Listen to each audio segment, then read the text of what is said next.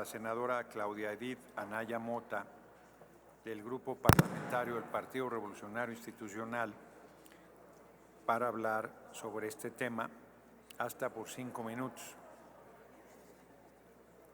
Quien también hay que reconocer insistió que hoy se abordara esta efeméride por ser hoy el Día Internacional.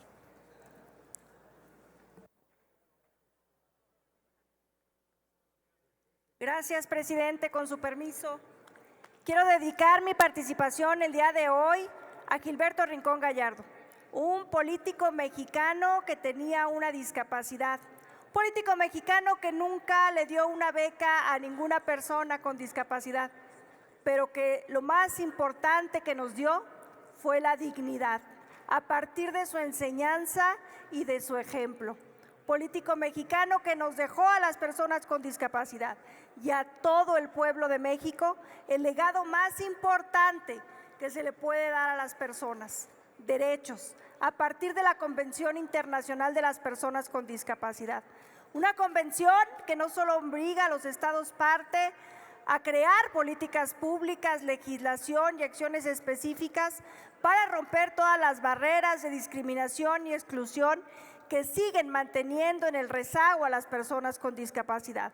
Una convención que tiene un comité evaluador para los países miembros que viene y revisa lo que se hace y no se hace en acción de las personas con discapacidad. En este sentido, presidente, me permito hacer entrega de un documento que me gustaría que se publicara de manera íntegra en el Diario de los Debates, a razón que es la última evaluación que hizo el comité evaluador respecto al caso México, y donde se abordan diversas reflexiones que merecen ser tomadas a consideración. El comité evaluador reconoce que en el sexenio de 2012-2018 se avanzó en política pública transversal para la inclusión de personas con discapacidad, particularmente en las ramas de educación y trabajo. Desafortunadamente, también hace un llamado porque del 2018 a 2022, fecha de cierre de la evaluación, nos habla de un desmantelamiento del avance en materia de política para personas con discapacidad.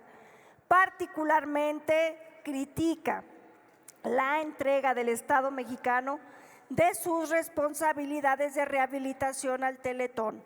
Ojo, las organizaciones de la sociedad civil son coadyuvantes del Estado, pero el Estado jamás debe de renunciar a sus obligaciones, traspasársela a una o varias organizaciones.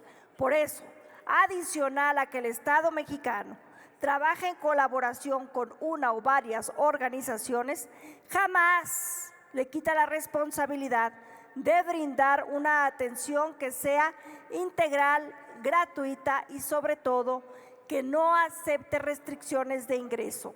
En ese sentido, la reflexión de este comité evaluador, adicional a las críticas del actuar en la pandemia para personas con discapacidad. Poca información para personas ciegas, sordas o con discapacidades motrices y propias limitaciones de acceso a los sistemas de salud, particularmente en el tema de la pandemia. También nos habla de un debilitamiento de la transversalidad de las políticas públicas. Si bien hace el reconocimiento de la implementación de las becas, nos recuerda que las becas no lo son todo para alcanzar el desarrollo integral de las personas con discapacidad.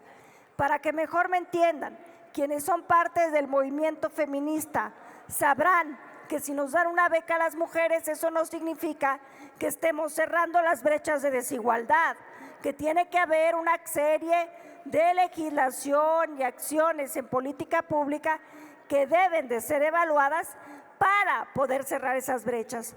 Por ello, adicional a las becas que ya están en la Constitución, yo invito para que sigamos construyendo acciones transversales en todas las instancias sectoriales para el avance de las personas con discapacidad.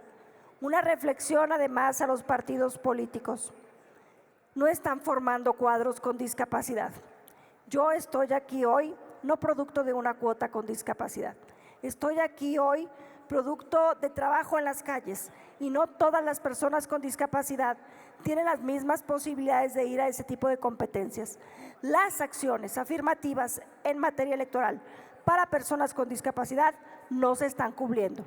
No se están cumpliendo y esto es responsabilidad y una crítica firme a todos los partidos políticos que están en seria falta y omisión de formar cuadros con discapacidad para que muchos más y muchas más puedan estar aquí.